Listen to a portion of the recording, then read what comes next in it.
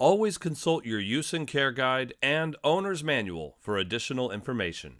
So when you first plug in the unit, you're going to get a few setup screens that you need to go through. First screen is going to show language. There's about 20 different languages that you can pick. But once you have the check mark by the language, you'll tap on that language.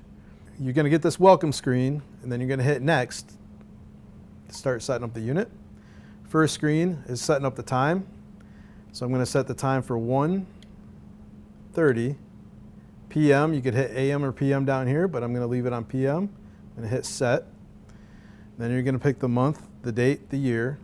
So we're just going to pick April 30th of 24. We're going to hit set.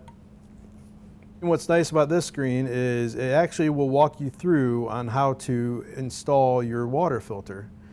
So it actually shows you where to find in the compartment, how to change it if there was one already in there, how to install the new one.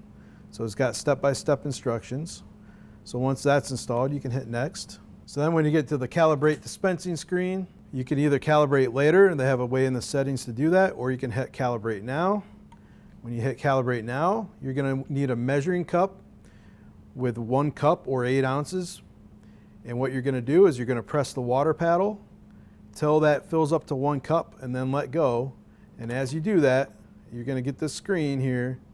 And then once you get your 8 ounces in, when you let go of the water and you hit done, that's telling the unit that you just dispensed 1 cup of water. So then it'll tell you that calibration is completed. You'll hit OK. This next screen right here there's 2 display modes on this unit. There's a clock mode that will show a clock on the screen at all times, or there's an eco mode, which will basically, when you're not using the refrigerator, you're not pressing any buttons, the screen will just go black.